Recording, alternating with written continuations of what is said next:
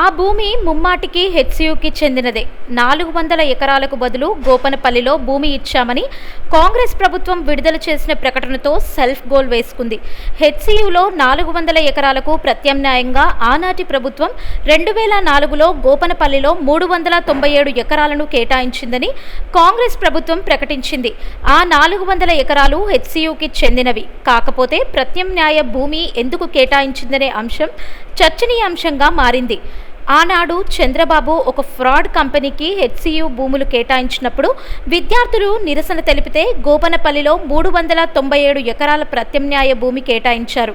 కానీ వైఎస్ఆర్ హయాంలో గోపనపల్లిలోని 397 ఎకరాల్లో 200 ఎకరాలను టాటా ఇన్స్టిట్యూట్ ఫర్ ఫండమెంటల్ రీసెర్చ్కి, మరో 100 ఎకరాలను నేషనల్ ఇన్స్టిట్యూట్ ఫర్ యానిమల్ బయోటెక్నాలజీకి కేటాయించారు.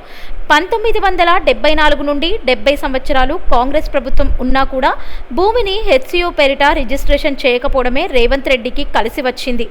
భూముల విషయంలో టీజీఐఐసి చేసిన ప్రకటనలు అవాస్తవమని, హెచ్సియులో ప్రభుత్వం ఎలాంటి సర్వే చేయలేదని, ఎలాంటి భూ బదిలింపులకు హెచ్సియు ఒప్పుకోలేదని వైస్ రిజిస్ట్రార్ స్పష్టం చేశాడు.